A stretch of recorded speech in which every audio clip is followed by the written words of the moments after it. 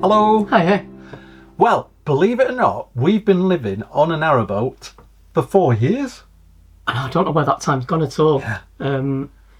It's really weird, isn't it? Like, the fact that when we first started out and everything was so new, to, I won't call us competent boaters by any stretch of the imagination, but to feel like we can navigate sort of canals and rivers now, which were always a bit daunting.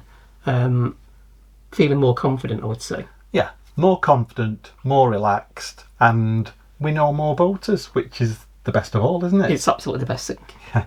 So you've been sending us out your questions via Facebook, and we've had nearly 100 questions, so we're not going to be able to answer them all. Some of them are repeated, so I think we should cover most of the questions that have been asked. Apologies if we don't mention your name. We've obviously gone through them in order that we received them, and had a look at the ones that have been repeated, like Paul said. If you stick around till the end of this video, we shall make an announcement because we've got a competition and it's free to enter. We'll let you know more about that at the end of this video. Yes. Okay. You don't know anything about it. No, absolutely not. I've just decided now. Thanks to everybody that sent in questions. The first one is from Mark Hilty. Yeah. Hi, Mark. Hi, Julie. What's the best and what's the worst thing about being on the Canal network? I think we're going to leave that till the end, aren't we? And with all the electric on your boat, does it affect the hull with corrosion? And do you like being celebrities? I don't think we're celebrities. No. We now call you Ant and Deck. Funny enough, our friends used to say that as well, didn't they? We like Ant and Deck. Yeah. So the corrosion bit I'll answer, because generally boat hulls are only affected by electrical discharge in marinas, and which is why you have your galvanic isolator. If you're continually cruising, you're not really affected by that at all anyway. So as far as I'm aware, as long as your boat's well earthed, no, you shouldn't have any problems with the hull corrosion with an electric boat. And we'll answer your other questions at the end of this video. Yeah. Don't let me forget. Nigel Fennick. Hi Nigel, hi Sue. What's the one thing you wish you'd known when you started out? And what was your most surprising discovery that changed the way you boated from that point forward? I think discussing this earlier, we think to be more relaxed. Obviously, safety is a big issue. But when we first started cruising, it was very stressful when we moored up. We didn't know. I wouldn't say we did our helmsman training, so I wouldn't say we didn't know what we were doing. But it's having that communication between the pair of you, and knowing what the other person wants to do, and accepting the fact that the person at the tiller is in charge of the boat, and shouldn't. Well, I'm gobsmacked. You said that. And the next thing I'm going to say is, and shouldn't leave the boat when you're mooring up because they're still in charge of the boat. So the number of times when we first set off and Paul's at the side, and we're like, "Who's steering the boat? Who's this sat next to me?" I have no idea, because only last week I went to moor the boat up. It was here, and rather than wait for me to throw you the centre line, you jumped over from the bank onto the boat. I'm allowed on the boat, but the person at the tiller shouldn't be getting off at the same time as the other person. Anyway, you can see that it's really worked and we're so relaxed about it. I think, you need to be more relaxed and not so panicky and not so rushed. When we first used to moor up, we did bicker, and now, now we still bicker. Yeah, still bicker. But most of the time, the boat's not going anywhere. If you loosely keep hold of the centre line, or one of you's got hold of the boat, you should be fine. Yeah. Marion, what, if anything, do you miss about living on dry land? Bath. I think for me, I never thought I'd miss a garden, but when we had Dexter, I did miss being able to let him out in the middle of the night if he needed to go out, or on a hot sunny day, just letting him potter about in the garden and go under the bushes for the shade and to cool down. You can't really do that on a towpath, can you? You have to physically go and find shade, don't you? And then you're not getting a solar, so it sort of defeats the object. But and you're sharing the towpath with other people, so you can't just let your dog wander around, can you? Yeah, and the ease of parking, I guess. So it was easier in a house. Yeah, a lot easier. But it wasn't as fun. No. Good answer, Anthony. As continual cruisers, sorry, this is from Trevor Hilton. Thanks, Trevor. Which toilet do you think is the best to go for? And if we're allowed a second, how big an issue is damp or condensation in the boat? Okay, so, and it's a massive controversial topic, and it's what boaters all get round to talking about, that and batteries. For us, personally, we think the separator toilet. I really do think that CRT should be investing in proper composting bins next to oil sands. Yeah. Can you explain a separated toilet? It's usually a compost toilet, isn't it? Yes. So people, the reason I call it a separator is 'cause people go, you don't compost, and and I guess in a way that's true. So it separates the urine from the solids, and then you don't create a smell because it's that mix. It creates sewage, basically. If power was no object and expense was no object, then a Cinderella toilet. But they're so power hungry, really expensive, and they need maintenance. So all them things, I think, make it difficult on a boat. I think they're great for remote cabins, but on a boat, because of the surfacing and stuff, and the price of the bags that you have to put in, it all adds up. So yeah, for us, like compost toilet. It's an interesting topic because people who live in marinas have argued that a pump out is probably a better solution, and I think they may be right. If you're in a marina and you're happy to pay to have your toilet waste pumped out, then that is probably a good solution if you're living in a marina. I don't. For me, and I know it's just the thought of all that sewage floating around, generally under your bed. I hope you're not eating your dinner. But yeah, so it's just a thought of it, and I know. And if it leaks, like anyway. Talking of leaks, condensation. I guess ventilation's the key. So for us, we've got 2 massive skylights that we can open. We've got double glazing, which reduces the condensation on the windows. I think it's a problem when you're drying clothes indoors, and somebody's asked this question, how do we wash and dry our clothes? So we'll answer that now, call out your name later on. We have a washing machine on board. We don't have a dryer. It would probably use too much electric, and we've not got the space, have we? You could have a washer dryer. Some people have washer dryers, but we chose not to go down that route. Yeah, and on a warm sunny day like this, we'll just hang the clothes up either on the stern or on the rotary dryer that you can attach to the tiller. Yeah, the tiller arm. Yeah, we've got a tiller mate, is it called? Yeah. And then we've got a rotary dryer to go on that. Best thing I ever bought at Crick. It's amazing. But in winter, we tend to dry our clothes indoors, and that can cause condensation. Well, it does cause condensation, doesn't it? But you just have to manage it. We have a Karcher and stuff as well. So. Yeah. Good question. Jackie Smith, does the floor get cold when the canal freezes? It does, yeah, I'm not going to lie. It does get cold. But I don't like slippers. Yeah, so we've got carpet in the majority of the boat, haven't we? So it's only like the galley, but we've got runners. So there's things you can do. Yeah. But you know, it does get cold. But it doesn't make the boat cold, if that makes sense. No. Yeah, because part of the boat is in the water, isn't it? The water level comes up to about the top of one of our radiators, so it can feel cold on a very cold, freezing day outside, I would say. Yeah. Yeah. Do you feel living aboard stops you visiting, say, the Caledonian Canal? So they're not actually connected. The Scottish canals are completely separate to the English canals. So even if we could navigate up there, we definitely would, We'd love to, regardless of the mileage. So because they also mentioned about hiring as well, but we would have to hire. There's another landlocked canal in Wales, isn't there? Is it like Brecon Beacon? Yes. Is that I think so. Yeah. The Brecon. Oh, the Brecon. Anyway, so that's landlocked as well. So that's another canal we won't be able to visit. And if we wanted to cruise on that, we would have to hire a boat. Same with the Scottish canals. Yeah, but we'd love to cruise around Scotland. It'd be beautiful. Yeah, it would. Yeah. Thanks for that. Leslie Richardson, if you could only be on one canal, which one would it be? For me, the Leeds Liverpool Canal. I think it's massively underrated. I know it has its problems with water levels, the Wigan flight, various locks that don't seem to get the love and care, shall we say, that they need. Yeah. But just beautiful. I love the Leeds Liverpool. Yeah, I probably the same. I also love the Shroppie as well. Love the Shroppie Canal. I think we're really surprised with the Shroppie. Yeah, because we'd only done bits of it, haven't we? So like when we did quite a lot of it, was it last year? Yeah. And we went through Kimber. Some of the villages along there are absolutely stunning. The only thing is with a Shroppie, you're only allowed a couple of days more in most places. Yeah, it's quite limited, and it's very narrow as well in places, isn't it? So thanks for that, Leslie. Jane Bishop, do you enjoy life aboard? If you had to change something, what would it be? And that's it. Sorry.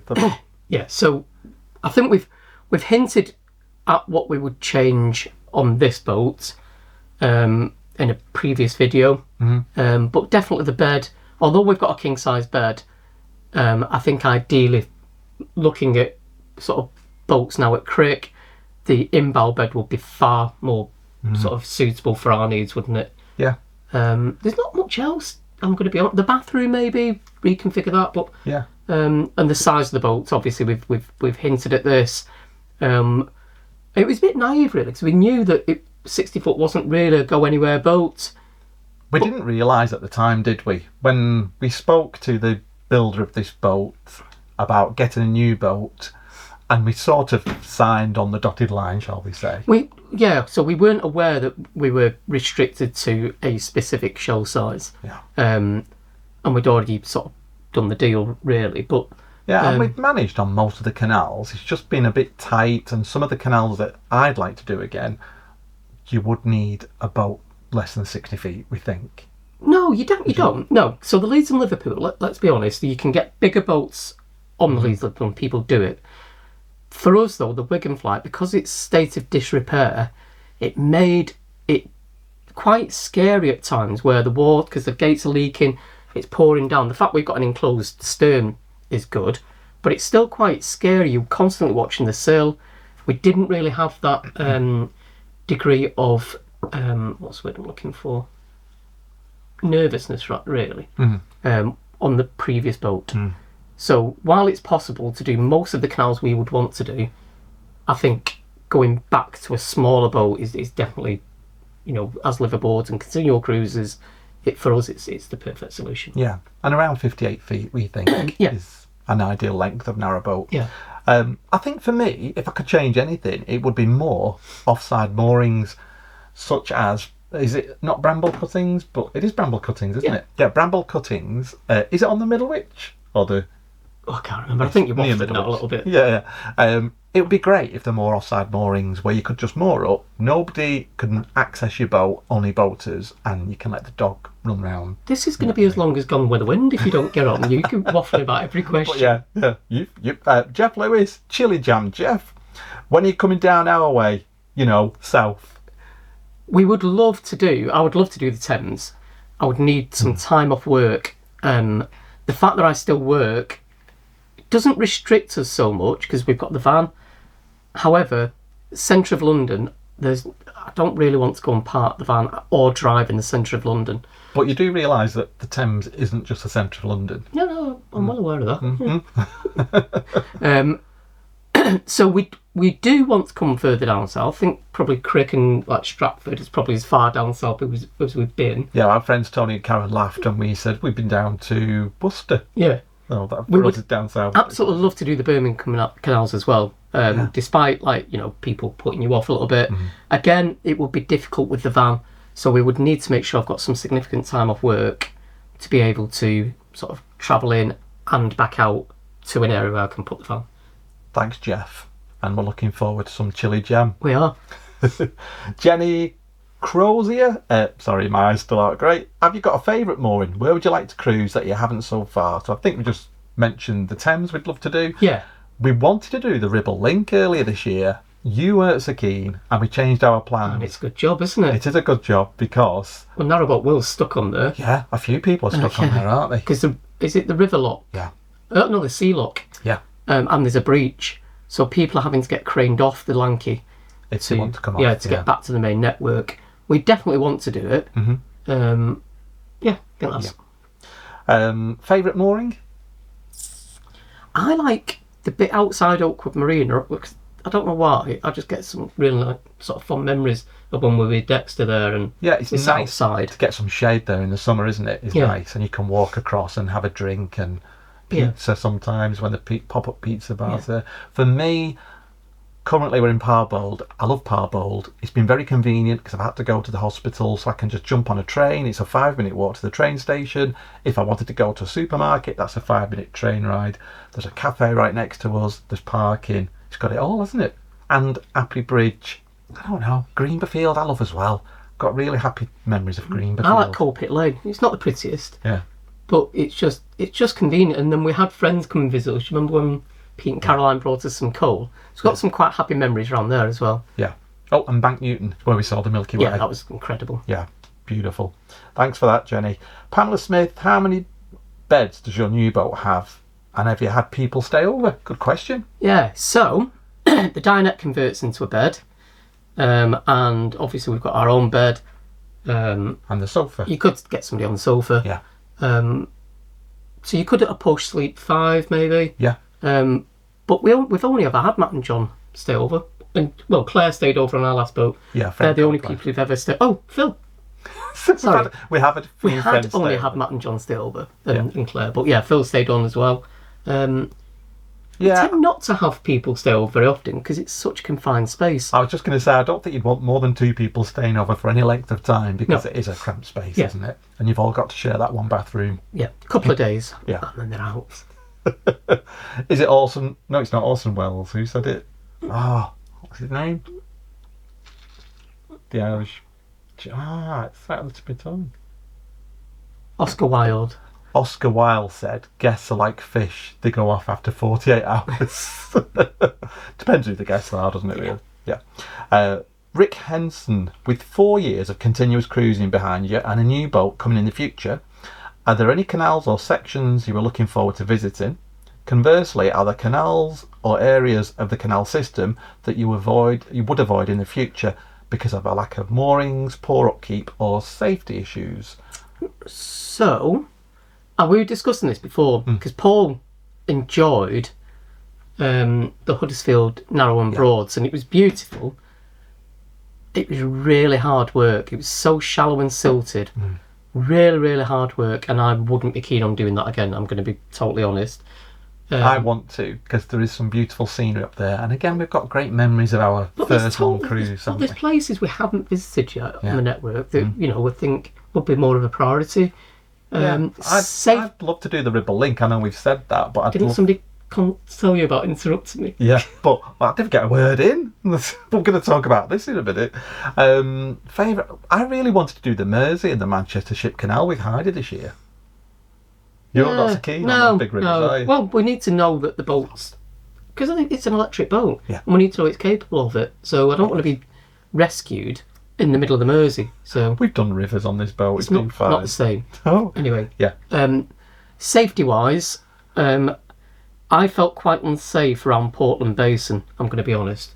We're not saying there's anything wrong with Portland Basin. It's just that particular night there was a police incident where somebody was trying to rob an industrial unit that backed onto the canal. The guy jumped in the canal. There were police everywhere. Your car was parked there. So we felt a bit unsafe. There's a lot of gas canisters as well, wasn't there? Nitrous oxide canisters. It just felt a bit sketchy. But to be fair to that area, we did meet some nice people in that area. Yeah, we did. Yeah. And when we moored on the other side of the swing bridge, because it wasn't quite as much passing traffic, it felt much better. And Lisa and Glenn came to visit us. Yeah, that was only 100 yards further on, wasn't it? Through the swing bridge. Nick Joinson, so thanks for that question, Rick. Nick Joinson, what do you both like to do to relax? I like reading. It's all crime fiction though that I read generally. I do like trash TV, I'm going to be honest. I love cooking. I find cooking very relaxing as well. I love to go out doing videos of the nature and doing photography of the nature. So, the countryside, the scenery, the wildlife and the plant life. I find that really relaxing when I've got time. I do love to read. I don't really read fiction though, do I? Oh. You love to moan? I do. That's one of your massive pastimes. Right. Someone's got a good question coming up that refers to that. But yeah, I don't really get time to read and I'd love to read more. But yeah, listening to music and going out walking, I would say.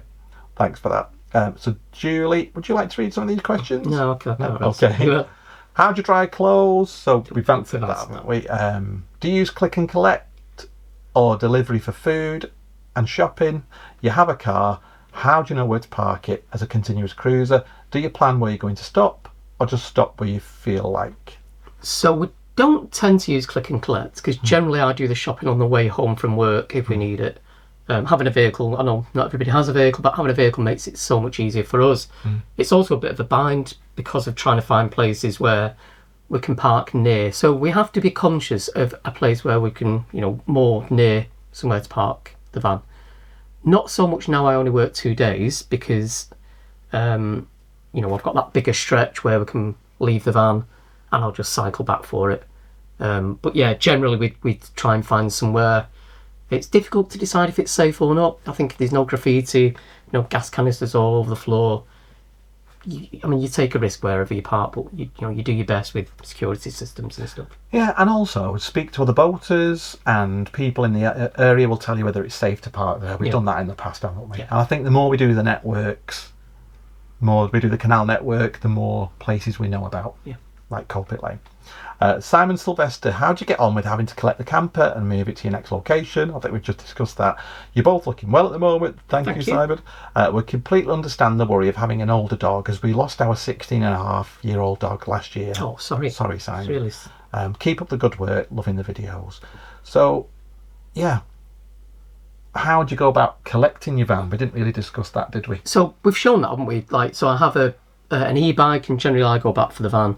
I do it as part of my fitness regime, so the e-bike's invaluable because it just gives you that extra assistance while you're pedalling. It folds up, so I can then shove it in my van and bring it back. So we've got it down to a fine art now. Well, I have. You very rarely go back for it. I always offer Ernie wants to do the exercise. If it's a long way, like a few years ago, we were in Leeds, and I think we'd cruised for about 16 miles, and you couldn't actually walk down the river, so we had to get an Uber on that occasion. Yeah, rivers are more difficult, aren't they? Because there's no towpath to cycle, and I've not got very great sense of direction, but yeah, we manage. Yeah. Penny Rose, hi guys, I have a similar question to another gentleman called Simon. How do you find in safe parking? Do you worry about break-ins or theft? A little bit, but you can be anywhere, can't it? Like, you're not necessarily like living on a canal. So, we've got a crut lock, it's alarmed. You just have to do what you can do.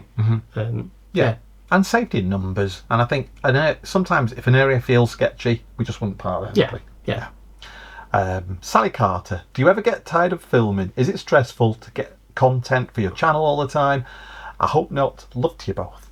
Love to you, Sally. So we were discussing this with Pete and Caroline actually the other day, and it's nice to film our journeys. It's nice when we've completed on the way back. We tend not to film the same journey, and on them days it does feel a little bit less stressed because you do have to remember things like turning the camera on, getting decent footage, doing a bit to camera to. So while we enjoy doing the vlogs, on the days where we don't have to film are less stressful. Not that it's that stressful, but less stressful. Yeah, it's not really inconvenient. It's just time consuming, isn't it? Because if I'm operating a lock and there's no camera, it's much quicker than if you've got the camera and you want to get different angles. And getting ready in the morning to set off, our friends tend to just, like Saul and Debbie were a good example, they've no pram cover, so they would just turn the key and be ready. For us, we have to get the covers down. I like to do my hair. Yeah. Well, actually, we do need to get showered and shaved, or at least shaved and washed before we appear on camera and look fairly presentable, so that takes time. You don't have to. It takes me time.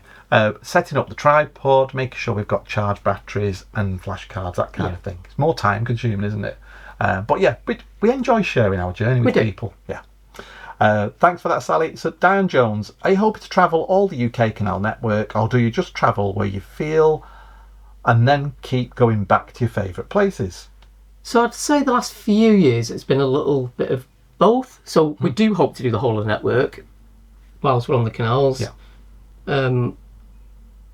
We do visit favourite places because, like for winter, just because like we know friends are going to be there and it's going to be more of a community spirit, because a lot of people go back to marinas in winter and so it's not as busy, is it? So being with other people who are still continually cruising over winter is really good.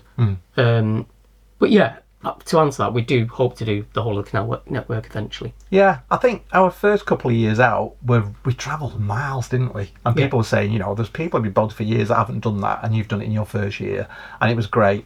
Last year was a very busy year for us because we cruised up the Macclesfields to Peak Forest with Pete and Caroline, down the Peak Forest to Crick, Worcester, Stratford. We just had time constraints, didn't we, last year? And it's not how we normally cruise, but we had time constraints. Yeah, and this year's been more relaxed, hasn't it? Because we've stayed in areas close to family, friends and work, and it's felt we can stay somewhere for a week or two if we want to. How do you get your post or parcels if you shop online?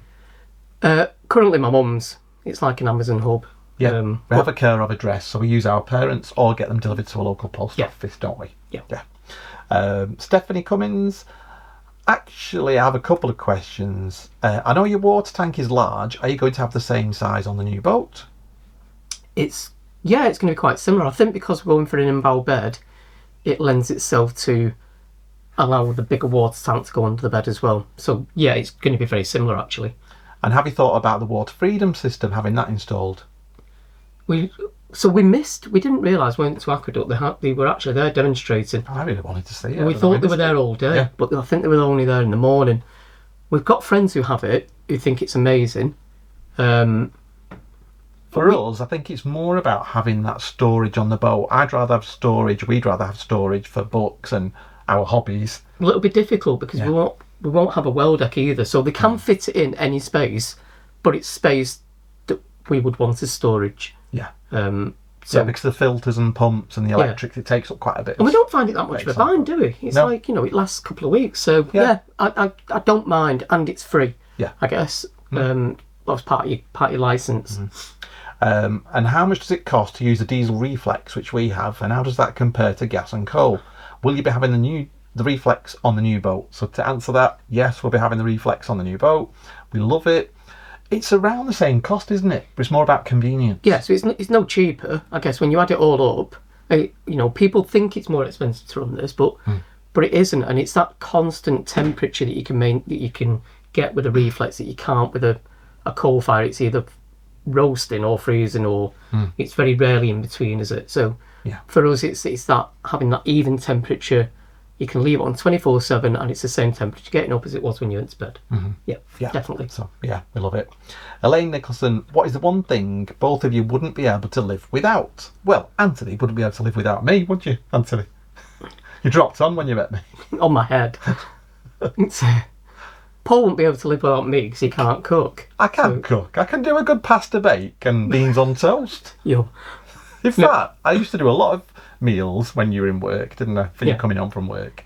But you enjoy cooking. I do enjoy cooking. I think because of stuff that's happened of late, we realise that we can't live without a dog. No. So it's not the right time now for obvious reasons, but we definitely will be looking at getting a dog in the future. It just makes it a family.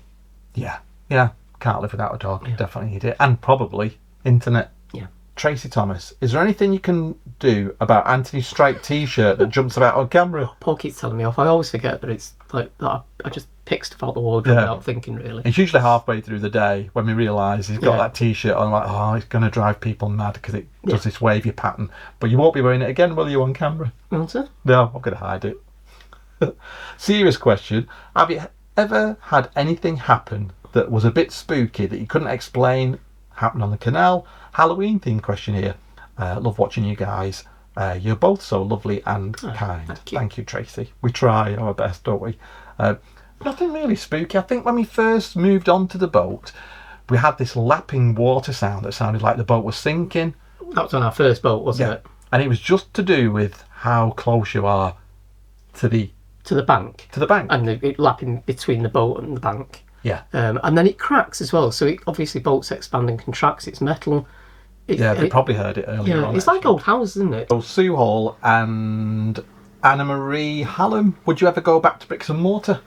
Not while I'm fit and able to do this lifestyle. And even then, I would even consider getting like an offside mooring. I just love being by water. So at this moment in time, I can't imagine ever going back to bricks and mortar. No. But circumstances might dictate it. I don't know. Yeah. So Shane Humberston, if you hadn't have chosen boat life, what would you be doing instead? Van life, perhaps. For me, I think that's a step too far for me. I love my van.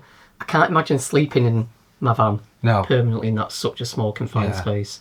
We nearly bought a campsite in Wales years ago before. We did. I had an interview and everything, didn't I? Yeah. So yeah, maybe run a campsite.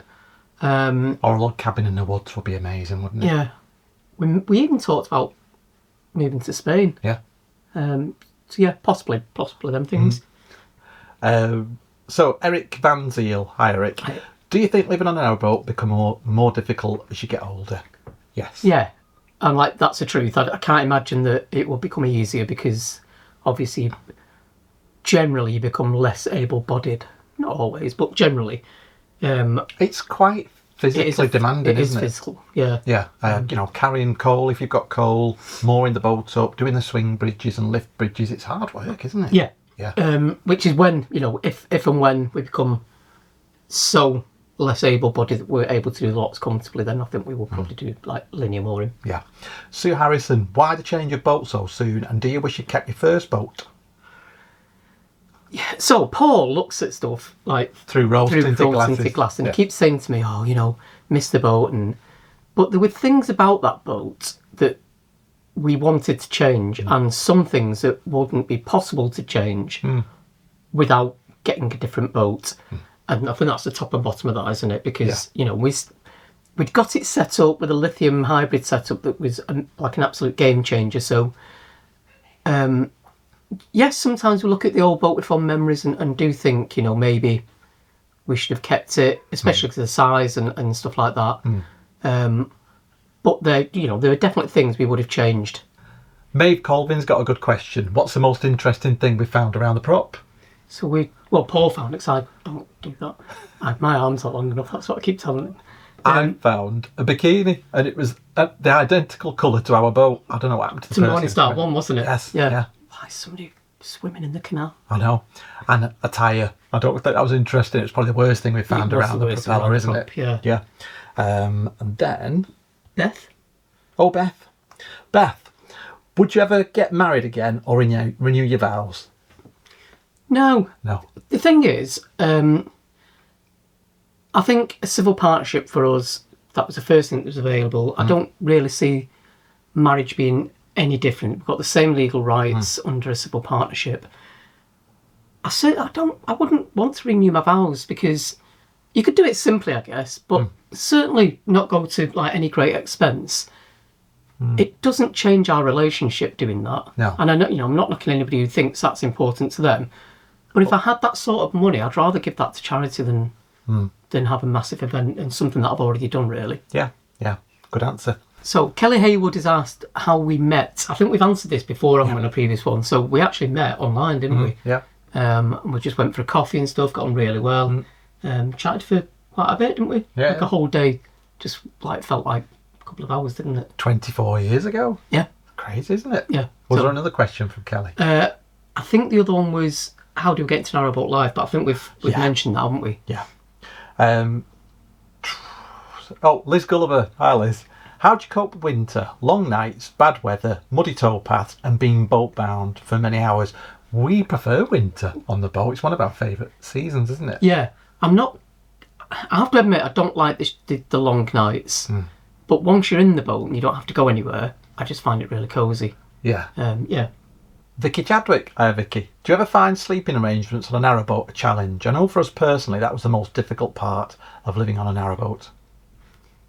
Yeah, so that was one of the reasons we got to do the last boat, wasn't it? Yeah. This is better, but it's still not ideal. So we're hoping that the new boat will address them. I think the inbow bed for us is an absolutely ideal situation. Yeah. Saul Martin. When will that handsome, talented, charismatic man from Burley Floating appear on your channel again?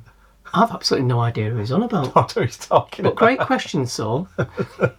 Saul was really good fun, and Debbie. We missed them, don't we? Yeah, so we'll be meeting hopefully again on the Llangollen in Windsor. Jill Harper. I love your boat, Morningstar, and we are excited to see a new boat. Have you learned after electric cruising with Morningstar, good and not so good, and moving forward, what improvements you'll be making on the new boat, particularly the electrics?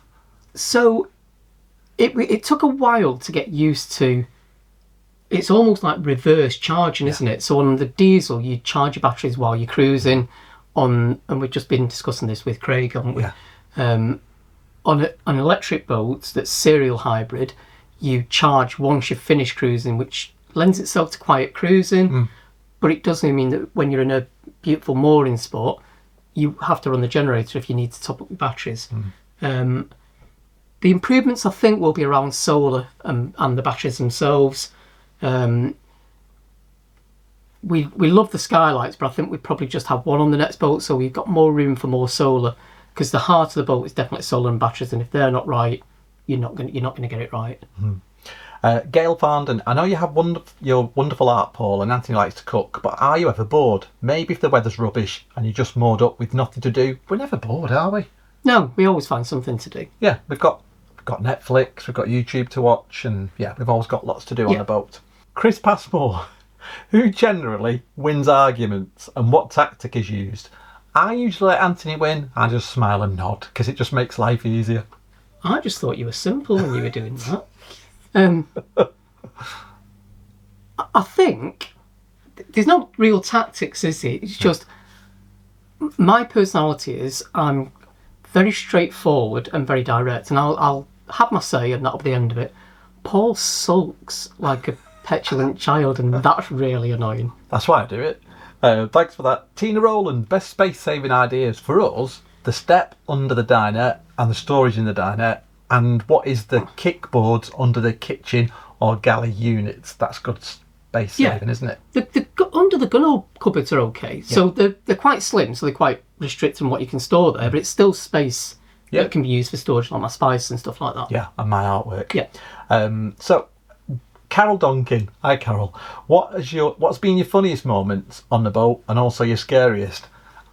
Scariest, I think, when I saw this question, I immediately thought of being on the River Severn when we had to rescue a boat that was stuck on the silt. And then we spun right round. And the boat spun right round because of the flow of water, and we didn't have much charge, and we knew we couldn't get through the lock because the time passage had gone. That was a scary moment. Well, you say it was scary, but you still insisted that you went and filmed me while I'm trying to cope with the boat spinning round. I actually told the people we were rescuing, said, hang on, my battery's just died on the camera, I need to run forward.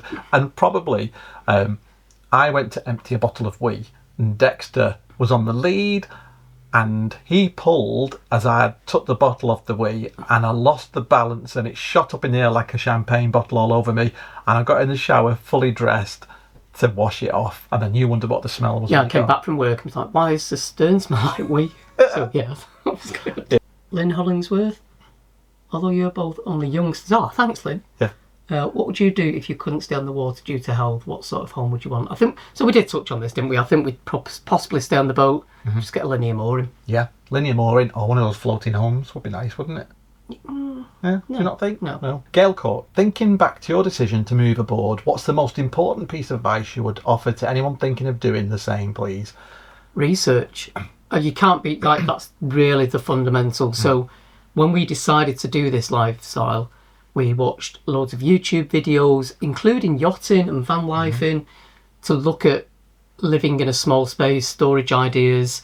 If you have the opportunity to do, I would highly recommend doing a helmsman course. Yeah. Not because you particularly need it, it just gives you that bit more confidence to operate your boat safely. Yeah. And hire a boat to the same length, like we said earlier, of what you're thinking of buying, to see if you can live in that space and operate the boat and get used to the lot. And off season, because you don't want the summer to give you a false sense of security, like false sense of what it's like. No. Yeah. Oh, well, thank you so much for your questions. And we're sorry if we've not answered your question, but there are nearly 100 questions here. And thanks for watching this video. We can't believe we've lived aboard for 4 years. And I just want to briefly say, if you want to watch our very first boat being launched almost 4 years ago to the day, watch this video and you will see our first Morning Star being launched at Rufford at St Mary's. Yeah, it was a lovely moment, although it was during COVID, wasn't it? So it was tainted a little bit, but no family and friends could come to watch. So that was a bit sad, but Sue and Kev, they made sandwiches, didn't they? Made the whole process really smooth. Yeah. So going back to Mark Healty's question at the start, what's the best and what's the worst thing about being on the Canal network? I think we keep saying this, we can't emphasise it enough. The community is definitely the best thing about living on the network. We've made so many lifelong friends that we can moor up and we'll meet someone we know and then you're having a drink or a chat. It's amazing, really is amazing. And I think probably the worst is just when there's a closure and you're trapped and you can't get to the destination you plan to go. That can be the worst, but sometimes that ends up being a great experience, doesn't it? Yeah, you can always turn a negative into positive, but yeah. And what's it like being celebrities now? You're calling it on deck. Somebody else asked, do we get recognised? Sandy Kelly has asked, have you ever encountered any negatives to living on a famous or well-known boat? We're interested to know, as we just purchased Musamea, we think that's how it's pronounced, Well Deck Diaries, boat, which was Mark and Debbie, and that's from Andy and Sandy. Any negatives? I don't think so. In fact, probably positives. Yeah. I think most people are dead respectful, and they don't generally come knocking on your boat. No, unless they know you. Yeah, and all this, if they see us on the towpath, they come and chat, and that's great. Yeah. But we've never been in a situation where people have just come on board or knocked on the boat. So no, absolutely not. I think it's nice that people recognise the boat and want to chat. Yeah, and I think that ties in quite nicely to the question that we had at the start, which was Mark's, about how do we cope being well known. I don't think we're that well known, but it's quite nice, isn't it? Especially, I think we're used to being recognised on the canals, but when you're somewhere like a supermarket, or like recently we're in Paris and we got recognised, that's a bit crazy, isn't it? Yeah, so it's weirder when it's away from the canals. Yes. But it's always lovely to chat to people because generally people who recognise you watch your channel, and so they're sort of, they're nice, aren't they? Nice people who want to chat. Yeah. So I said earlier I was going to make an announcement that Anthony didn't know about. We'd like to offer a prize because you guys have been supporting us for 4 years. And the prize is one of my A4 prints. You can have any print of your choice. This is one of my favourites, and it can be posted out anywhere in the world. And all you've got to do is subscribe to the channel if you haven't already, like this video and leave a comment, and you'll be entered into the draw. Yep. That's it. So thanks for watching. We've got lots of cruising to do over the next few days, so we'll have lots of videos to show, won't we? Yeah, we're on not a massive schedule, but on a bit of a schedule, because we know there's closures around to get onto the Llangollen. If we don't make it in time, we're not going to get on. Who'd have guessed? Yeah, we've got a few weeks to get down onto the Golly, but we look forward to sharing that journey with you, and we know lots of friends who are going that way as well, so that'll be nice. Yeah. Oh, but thank you so much to our patrons, our channel members, and to every one of you that watches our videos. Yeah. We do really appreciate it, and we feel like you've all become this big family now, and it's just fabulous, isn't it? We do have the best viewers. Yeah. Absolutely do. Yeah. Oh, well, thanks for watching. Take care. Bye. Bye.